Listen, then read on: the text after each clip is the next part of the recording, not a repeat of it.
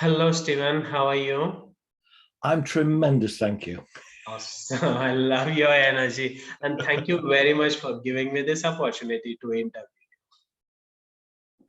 No, it's a great opportunity for me as well to get out to a wider audience. Okay, thank you very much. So, friends, we have Steven here. Steven is the creator of Old Pain to Go, a methodology for removing chronic pain totally rather than just managing. I like that word, Steven.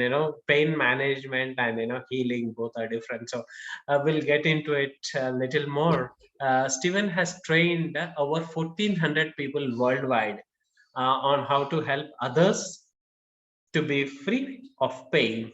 And we'll get into more details on this old pain to go and all that stuff, and why only old pain, why not new pain, everything.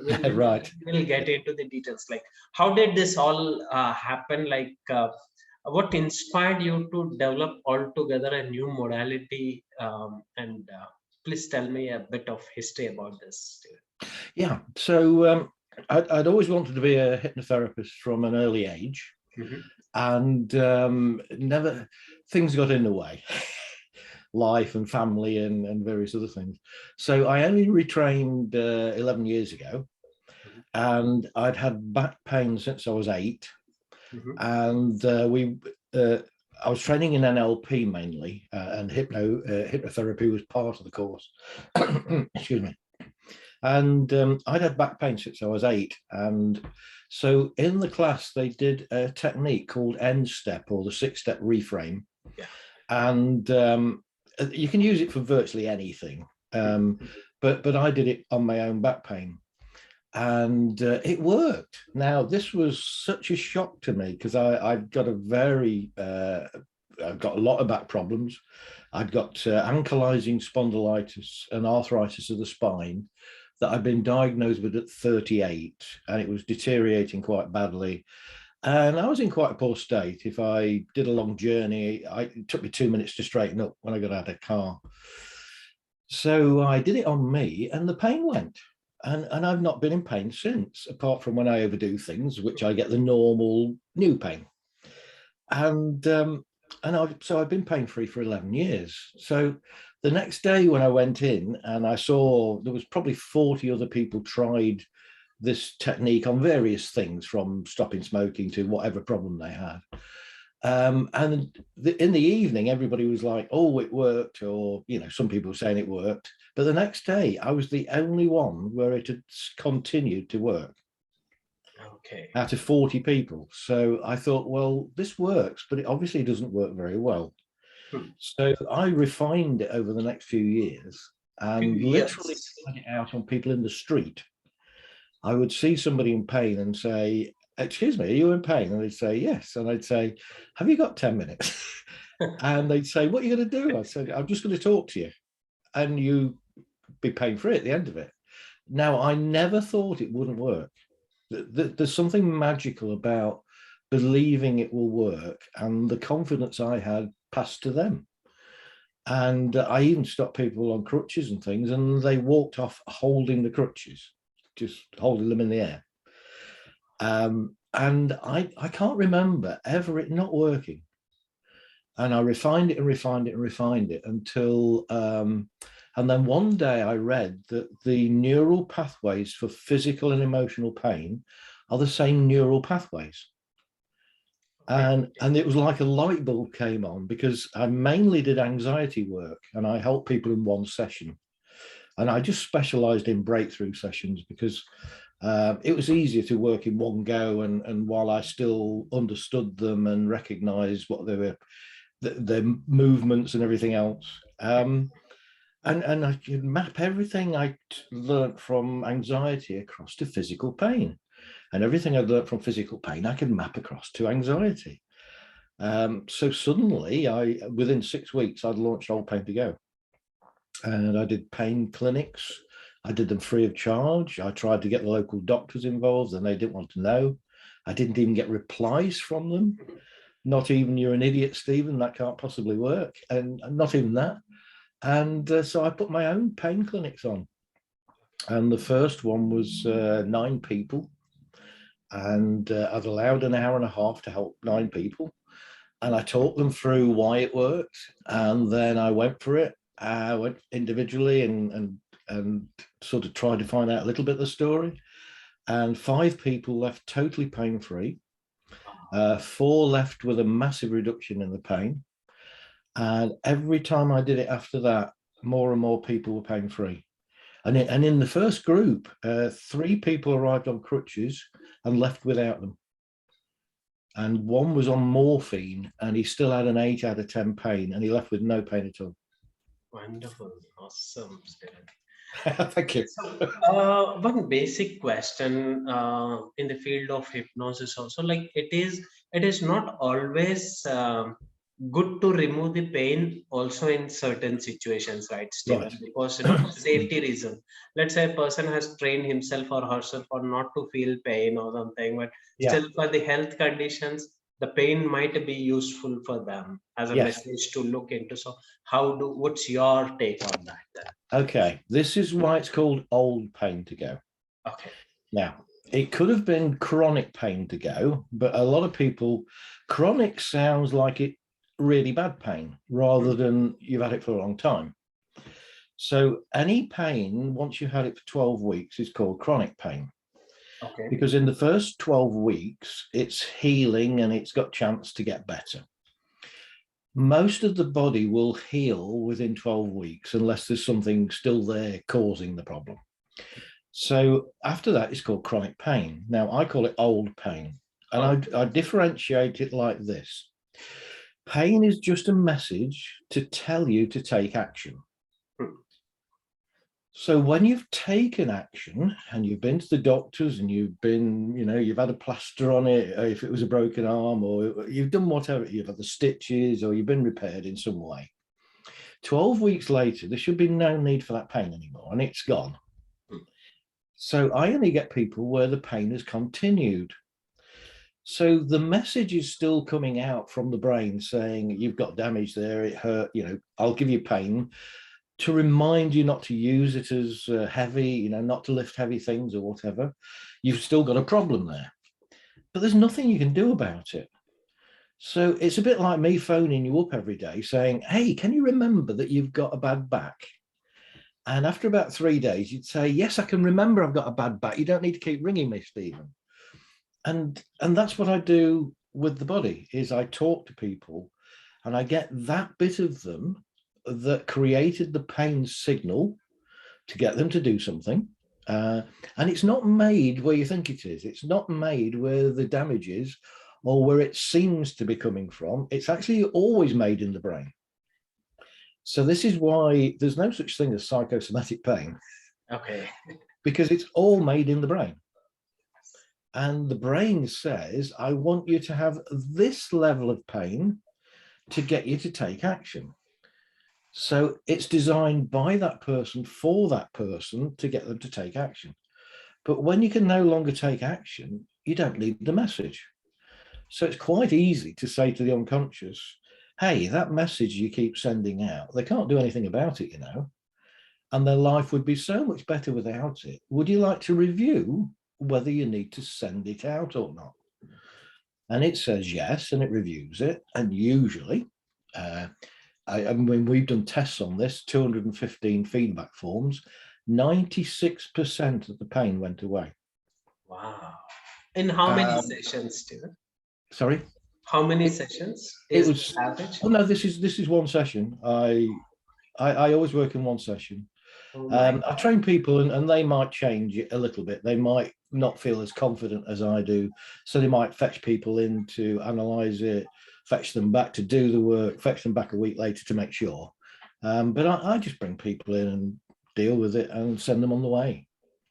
And it stays. Because it's, you see, everything about healing. You see, I'm not a healer. I'm not even an assistant healer. I'm a healing assistant. Because the person heals themselves and I just help them to help themselves. Absolutely. Yeah. With something that they don't even know exists. So that's the difficulty in marketing it, if you don't know that you could be free of arthritis for whatever pain, then why would you go looking for the cure that, because as far as you know, there's no cure out there, and you're told there's no cure Yes, out arthritis. Yeah, I've seen. there. Yes. Yeah. And yet it is one of the easiest things I've ever worked with. Seriously. Honestly, I mean, I've been saying for years the last 400 people, so it must be about 600 people now. But the last 600 people who've spoken to me about arthritis, I can't think of a single one of them left with any pain. Okay. And what was the average age they had group? Oh, I deal with almost any age. The only people I don't deal with are children. Okay.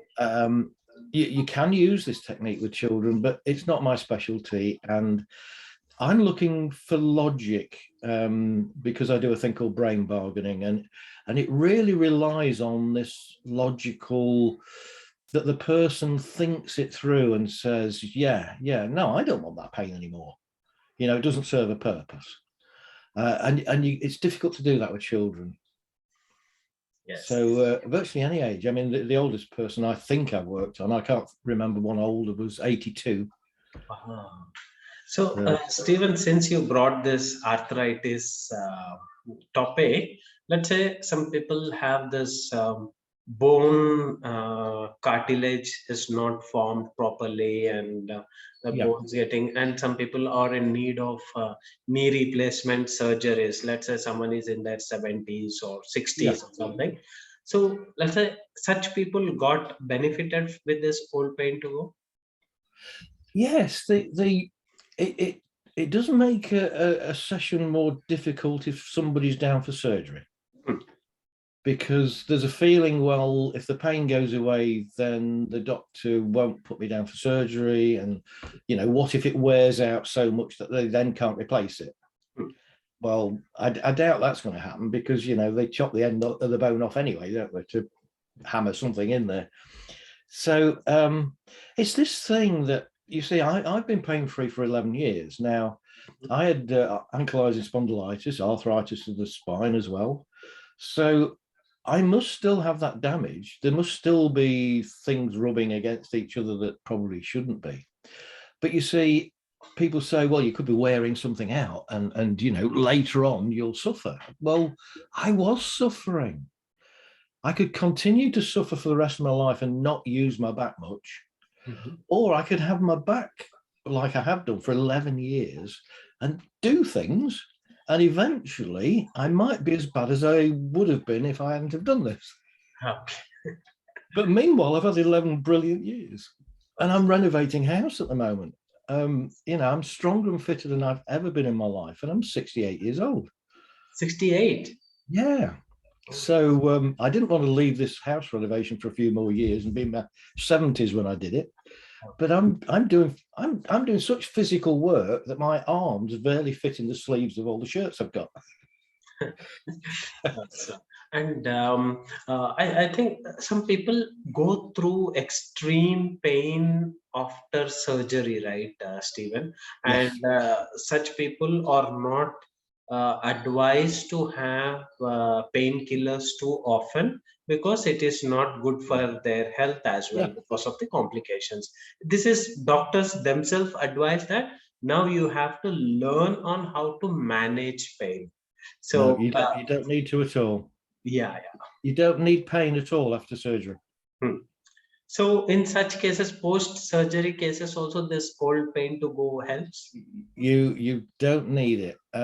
You see, most of what I do, I teach the person how to not need the pain. Okay, not even managing, not needing the pain at all. No, just not need it. So if I give you an example, somebody who became a friend of mine, I met her and she was 70, I think, at the time. And she walked like John Wayne. She had this rock from side to side viciously. I mean, really bad. And I'd only just met her, and I was cheeky, and I said, "Well, what's wrong with you?" And she said, "Oh, I've got double. I'm down for double hip surgery, and my hips are, really badly damaged." And she said, "I'm going to see the surgeon next week to see what they're going to do." So she said, can you do anything with the pain? I said, well, not really, because if you go and there's no pain, they're not going to do the surgery. So I said, what I can do is, if it's okay with you, and I've only done this for her, I said, I can turn the pain off temporarily until you get to the doctor's surgery. Oh, okay. And then when you go there, the pain will come back, so he can diagnose you and you're fine. But you've got to promise that you go to the doctor's surgery. Well, I wouldn't do that anymore because people promise and they don't do things. So anyway, the pain went away. And next time I saw her, she's walking one-sided, locked. And I said, well, what are you doing now? And she said, this is really strange. She said, I went to see the doctor. She said, your thing didn't work. I got the pain back that day. I said, but that's what we agreed. She went, oh, you did, didn't you? Yeah. Oh, I remember now. So she said, he showed me my x-ray and he said, we thought you were going to have both hips done. He said, but this side is perfect. There's nothing wrong with that side. He said, but this other side, I'm surprised you could walk with it. And all the pain instantly moved from being balanced in her hips to all one side. Okay. And made her walk different. How amazing. Anyway, she went for this surgery on the one hip. And by that time, she'd trained with me and she'd become a practitioner in old pain to go. And when she came out of surgery, she said, well, I've been mended now. Therefore, it's not new pain anymore. It's old pain. And this is like the new wounds and everything else, but they're healing, so they don't need to give me pain. So I'm not going to have pain now. And from the moment she woke up from the surgery, she never had a bit of pain. And they came round and tried to force painkillers on her. And she said, but I don't need them. And they said, everybody needs them. You've just been through major surgery. And she said, yes, but I do old pain to go. And she told her, and they were still trying to force these drugs on her. So you don't need it. If the thing's healed, you don't need the pain. And if you don't need the pain, you don't need the painkillers. Just think about painkillers for a minute. If a doctor's saying, here's some painkillers, what they're saying is you don't need the pain. Okay. So if you don't need the pain, wouldn't it be better to go to the source of pain and say, will you stop sending that message out, please? And I know it sounds simple, but that's why I was able to think of it, because I'm simple. Yes. And it's a really simplistic idea that if the brain manufactures pain and it gives you a level to get you to take action, we can talk it into, well, there's no action I can take, so I don't need the pain. And it says, okay. And it just stops sending the message out. Excellent. But if you take painkillers, you're actually reducing the level of pain, but it had decided you needed a certain level to take action. So if you reduce it, it has to turn the pain up. Okay. To get you to take the action. Wow. And this is why it looks like painkillers don't work after a while. And it isn't that you've got used to them. It's the body saying, well, I'm going to have to give you more pain to compensate for you trying to dial it down a bit. Yeah, there's such logic there. Yeah. Awesome. So, and also you have developed different methods as part of this old pain to go. One such thing I came across is brain bargaining. Yes. Steven. So, before we get into what is that, I want to know, because I'm also into clinical hypnotherapy where we learn something called ideomotor responses. Oh, yes. Like, yes. Yes or no. And in the new code NLP also, like we ask like body to give yes signal or no signal, all that. So how is it this brain bargaining different from NLP and hypnosis techniques? Brain bargaining is a word I made up for something that happens naturally. Okay. Yeah, it's always existed. It's not that it didn't exist before I give it a name. Yeah. But nobody's ever thought of it as being so important. So what happens is when we're a therapist, we ask people what they want. Mm-hmm. And they never give us it in the positive. They always give us a negative. I don't want this. Yeah. And they hand it to us as a therapist. And what they're saying is, take this off me, throw it in your bin, keep it. I don't care what you do. I don't want it anymore. Now, as they pass this thing over, Consciously, they want to be free of it, but their unconscious usually thinks it's helping them. So it says, but I'm keeping you safe. So instead of them handing you it, they end up pulling it back in, saying, oh, it's keeping me safe. And then there's a little bit of a tug of war that we have to have with them. And this is why we have to do wonderful things like hypnosis or whatever to get them to just let go. And that's all we get them to do, is we find a way to get them usually relaxed, because you can't let go of anything unless you relax. If you're uptight, you can't let go of things.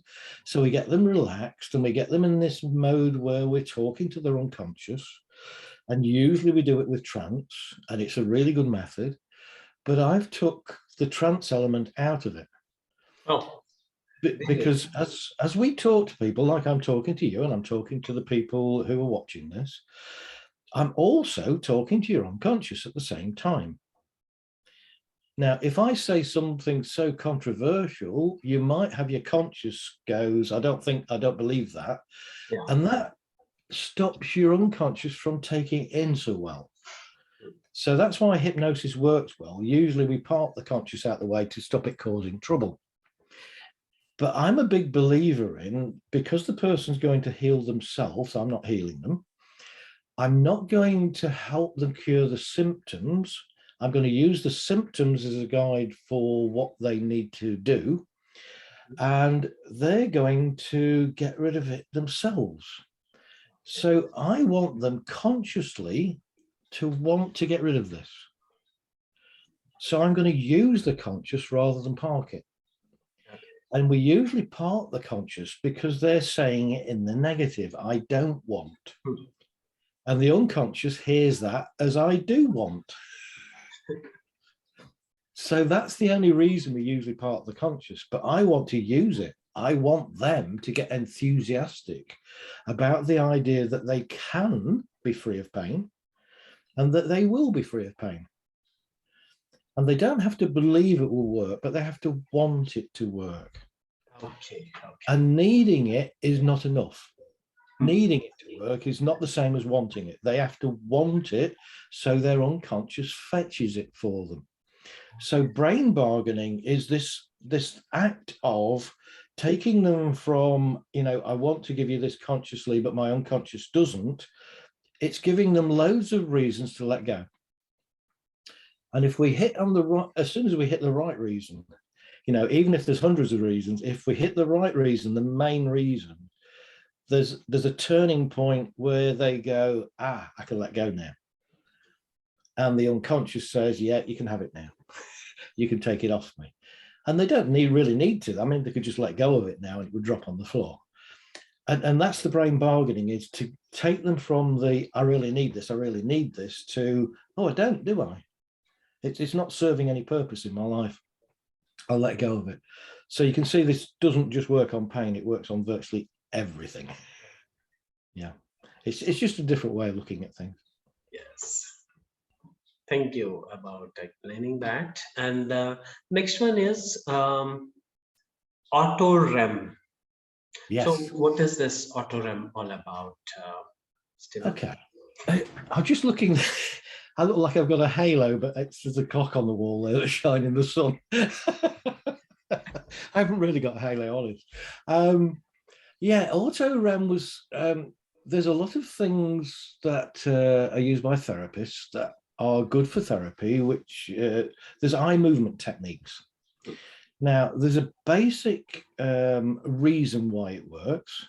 And the basic reason is that we do REM sleep every night, where the eyes move about. It's just rapid eye movement, REM. And the eyes move about where they want to put things almost like they're in a filing cabinet. So you have a dream and it's a bit obscure and there's lots of strange things in it. But in the same way that people remember a deck of cards, they make a story out of all the different cards. The Jack of Clubs went over the bridge to see the Queen, and stole her heart, and they do all that. No logic at all in the dream. Yeah, and there's absolute logic to it. If you understand why it works. So you might have a dream where your auntie's in a lift wearing a canoe, and you go, that doesn't make sense. But you might have smelt somebody who smelt like the not the aftershave, but the perfume that your aunt used to wear. And then other things just crop in. And if you sit down and work it through, you can probably work out most of the things happen that day. So when we learn NLP, we learn about the eye movements and where they go to and what they mean. And the only problem is they also can mean the reverse, because some people are, about 20% of people are the other way round. Yeah. And it's not to do with left-handed or right-handed. It's nothing to do with that. But some people are the reverse. Yeah. So it's the difficult one to follow to get meaning for it, because it could mean this, but it could mean the opposite. So I'm not very good at things like that. So I'd made a diagram with an elephant in the background and a brick wall. And it was sort of like, I could imagine this diagram behind them. I could say, well, that's a construct, they're making it up. And that's an elephant, so that's memory, And then I realized it could be the other way around. So it just blew me. So I thought, well, I learned several eye movement techniques, and they were all very specific and all very different. And I couldn't understand that, because they worked, but they said, well, they only work if you do it this way.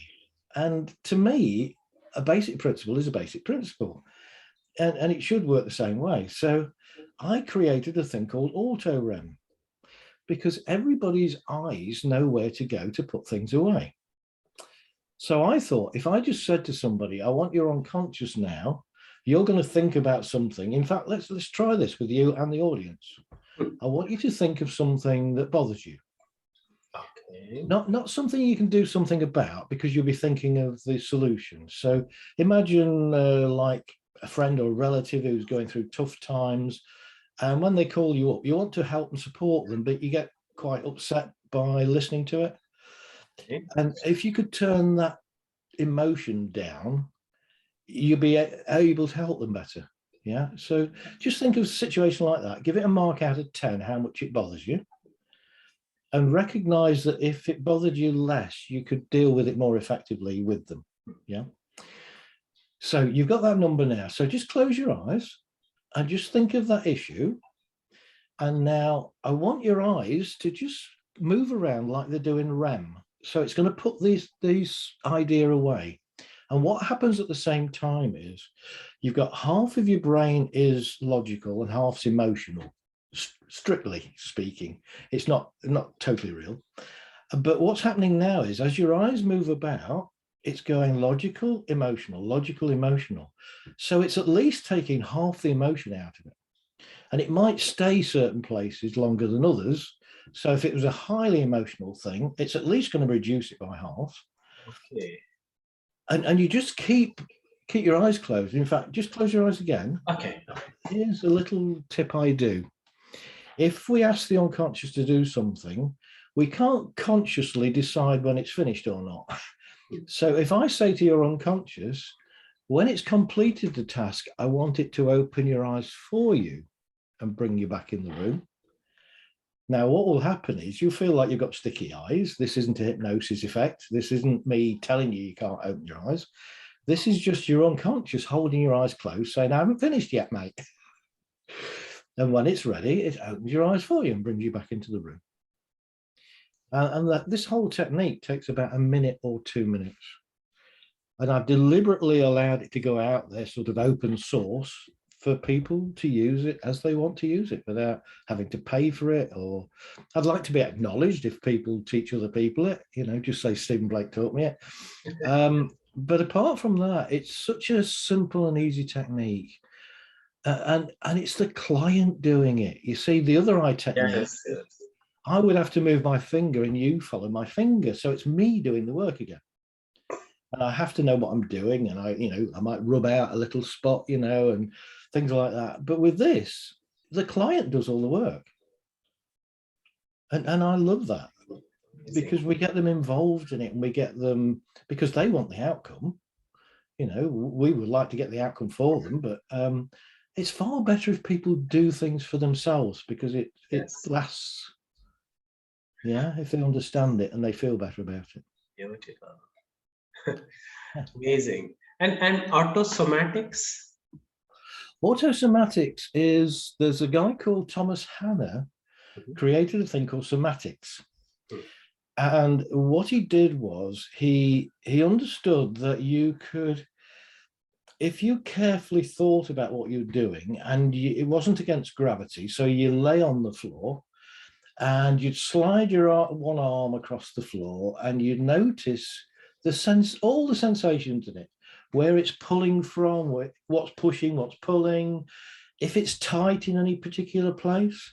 And then you do the same with the other arm, and then you compare the difference. Now, sometimes we have muscles that are locked up. And, you know, we say knotted, but it's almost like you've twisted it until it sort of curls into a ball. And that's the knot. You know, it's obviously you haven't taken one end free and poked it through, but you get like a knot in the muscles. And when that muscle tightens up, it sort of forgets that it can move. And his idea was that you could ask people to relax as much as you like, but that knotted muscle, if it can't relax, it can't relax. And the only way to undo it, he said, and he's quite right, is that you tighten it up a little bit first. And then it says, oh, I can move. And then when it goes back, it sort of forgets where it was stuck. So you get a bit more movement out of it. And if you do it 3 times, you tighten it up and loosen it, eventually it becomes loose. Now, I took that idea and I thought, well, when we talk to clients, we can ask their unconscious to find the muscle that's tight instead of them having to do weeks worth of exercise and Yes. recognize this. The internal workings, you know, you can get the unconscious to just find it. And if it finds just that muscle and tightens it up, then we're not getting them to tighten everywhere up, which wouldn't be very effective. Okay. So autosomatics is just us suggesting for it to find the right muscles, tighten it up, release it 3 times. And then I added on the end that it then could update the muscle memory to the full range of movement they had before there was a problem. And it's very dramatic, and it can take people out of, like myself, having back problems all my life, to not having them. So Because there was another doctor, Shepherd, and he wrote the book Back and Beyond. And he said that if we ever hurt the back, it tightens up around the 2 bones around that joint. And then it makes it more likely for the next joint up to need to be damaged because it's doing too much work then. And it knocks up. And before long, the whole of your spine knocks up. In fact, I've got a little model here I made. So you end up with this sort of spine, you hurt it there, so that locks up. And then it gets more damage either side of that. So that locks up and it carries on doing that until your spine is like, it can still move and it can still bend and turn, but it's tight before it starts for the day. And this is why people have bad backs, because they overdo something one day and it doesn't damage the back while they're overdoing it. But when it's tight the next day, they just pick a bit of paper off the windowsill and it just snaps the muscle because it's already at full stretch. okay. Yeah. And we actually suggest that we can get rid of back problems that people have had all their life.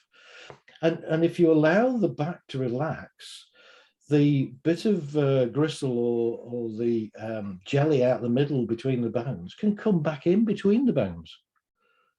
It doesn't have to stay out there. It's not forced out there by this tightness.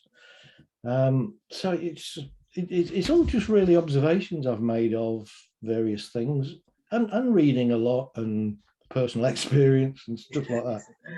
And just pulling it all together, but always back to the simplicity of how it Yes, works. yes. What I have understood is you have simplified most of the techniques and other stuff, and there's also logic behind it. Yeah, it's always logical. Yes, yes. And last but not the least method I at least came across from this old pain to go content is the Blake methodology, Stephen. What is this about? Oh, it's really all that put together. So the Blake Okay. methodology is really that people are capable of healing themselves. And if we can find out the cause, either of how it started, but mainly of why they're holding on to it, because there's usually an emotional attachment to it. And it's interesting that you've caught me this morning for the interview, because something happened yesterday that was quite profound in my life. Okay. And so your audience will be the first to hear this, but Awesome. my partner has a bit of a sabotage program going, and we've worked on lots of things together, and she's feeling a lot better about life and how it works and everything else. But there are things she does where she sabotages good things. And obviously behind that is some feeling that you don't deserve it or whatever.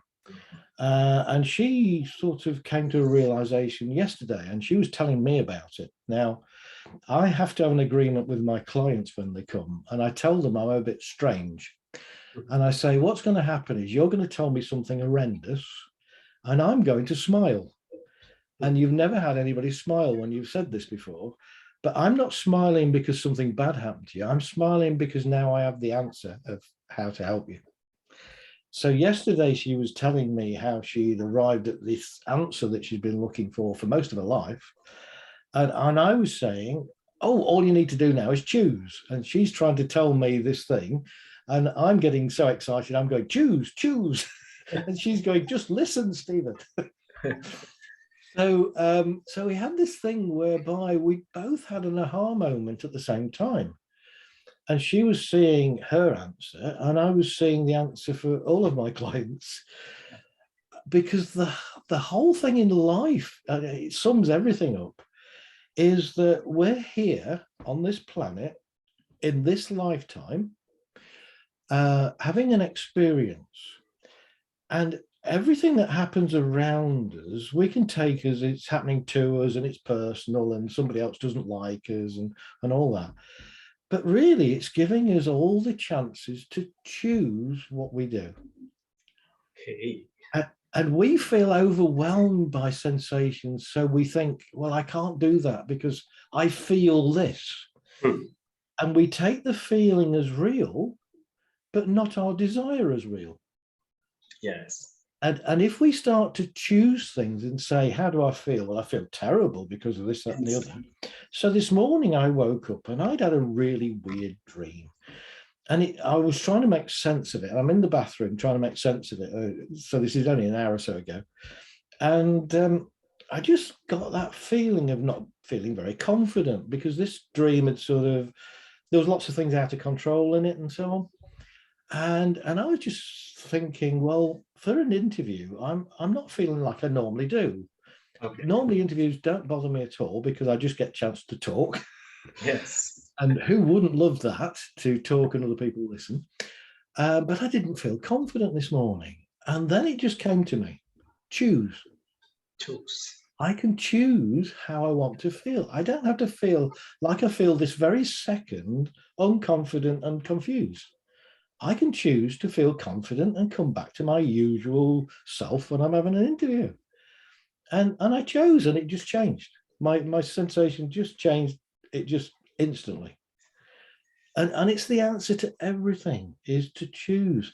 And with clients, if I get somebody who doesn't know what they want, how can I help them get it? Okay. And your unconscious fetches everything you ask for in your head.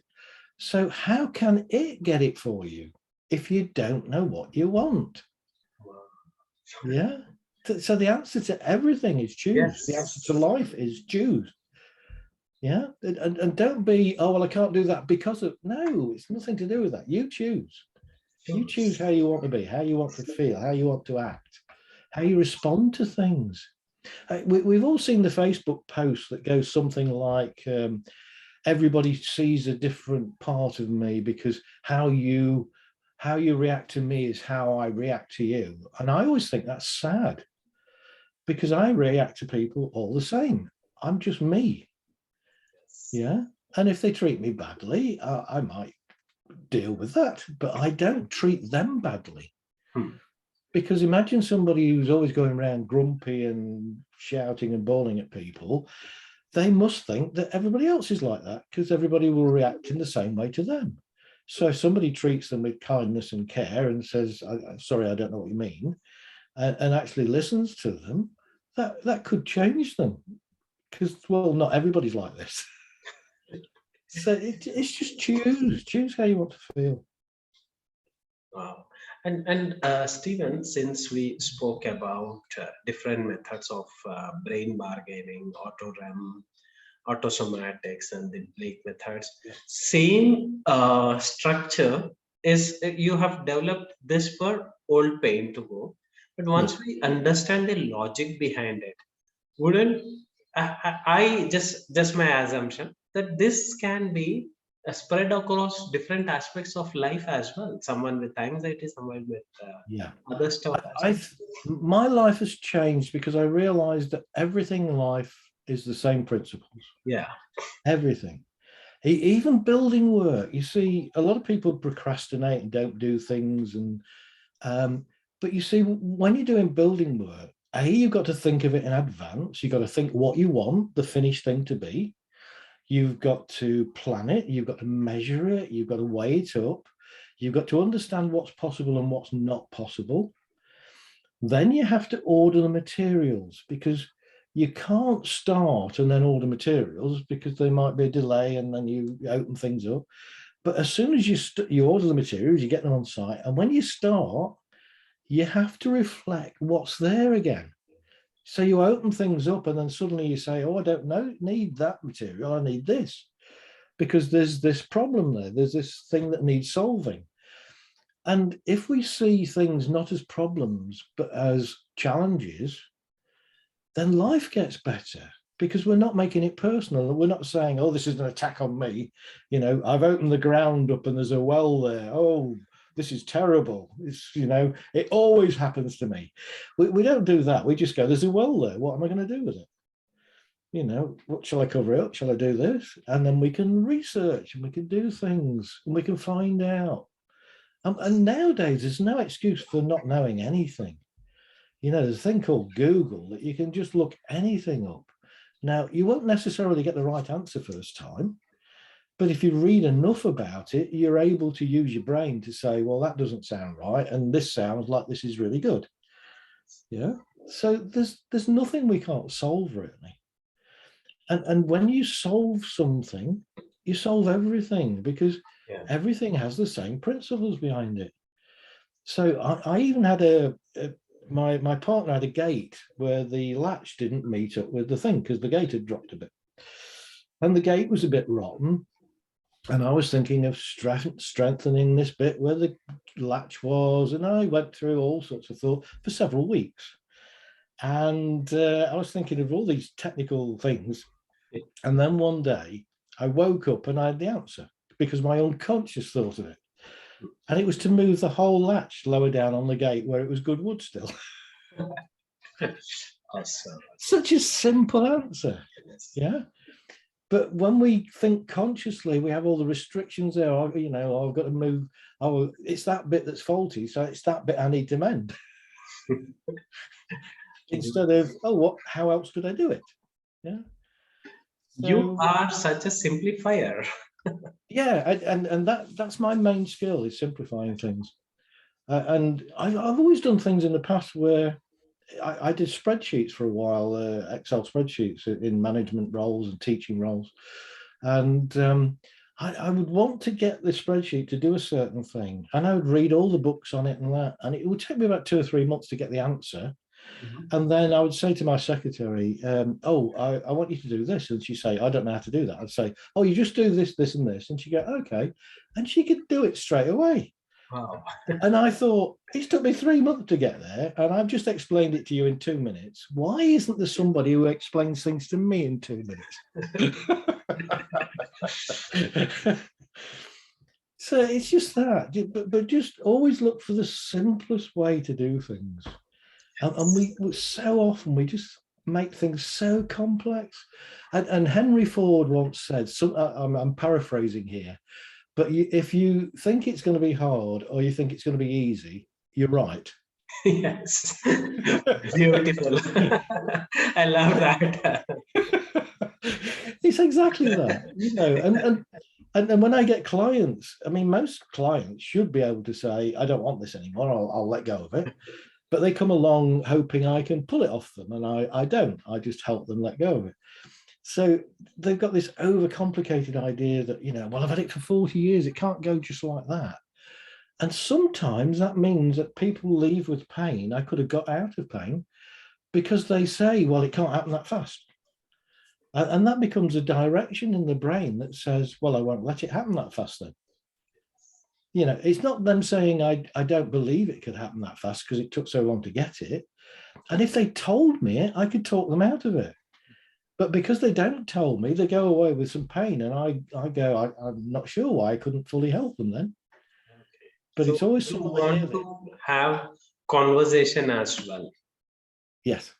Okay. All my work is done in the conversation. Now, there's a technique that's old pain to go, and you talked earlier about idiomotor signals.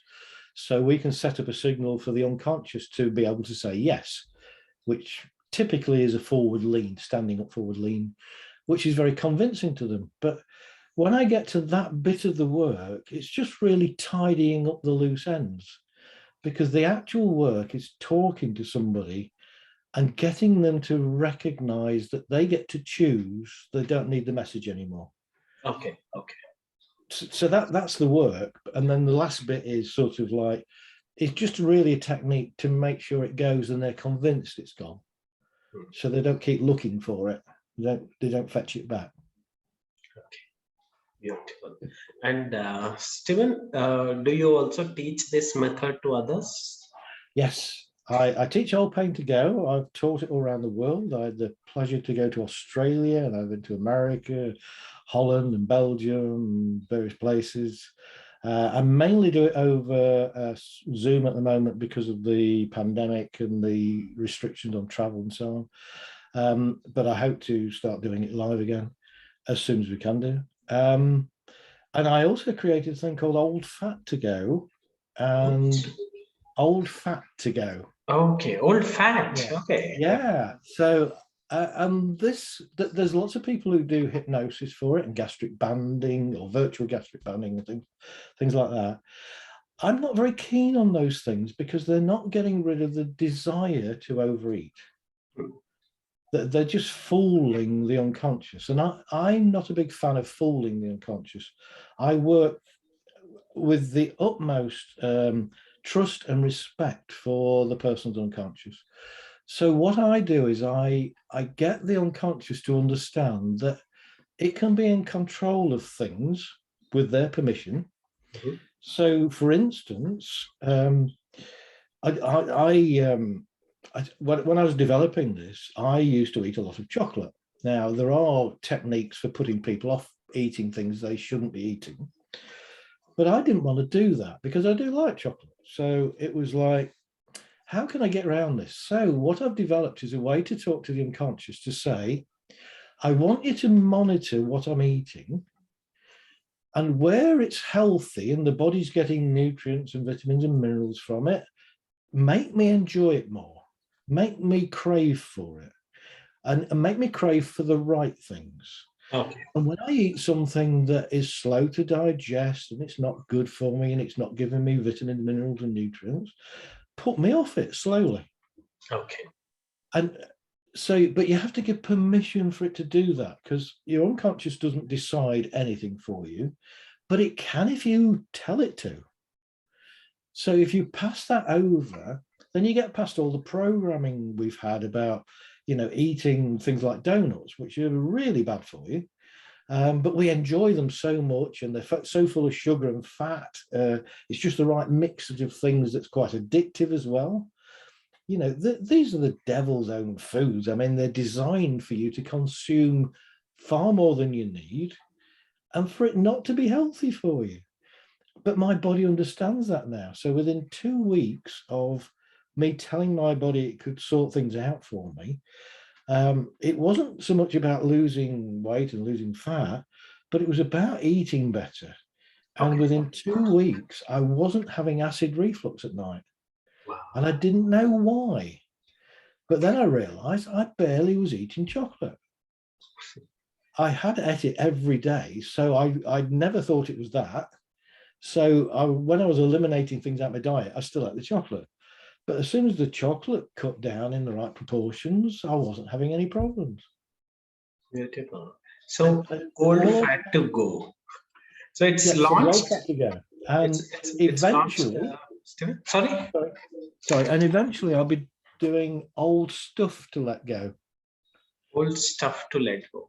Yes, and this will be about anxiety and things. Oh. And this will be my masterclass on how to get rid of anxiety for people, typically in one session. Okay. But you can obviously do it in as many sessions as you want. But I help thousands of people in one session. And out of the first few thousand people I saw, probably about 6,000 people, there were 6 people I couldn't help in one session. Okay. So wow, that's awesome. But it's just sitting there with them, helping them release something. Once we realize that's all it is, it's very simple. So it's the framework of the old pain to go is replicated for old fat to go and old stuff. Yeah, it's just tweaked to make it relevant to that particular thing. But the principle, the underlying principles are all the same. Same. And I only teach old fat to go to people who've trained in old pain to go. Okay. Because then they already have an understanding of how it works. So I only have to make the change. Yeah. Okay. And also old stuff to go. 3 courses here. Yeah. Old stuff to go, you need really to be already trained and helping people with anxiety.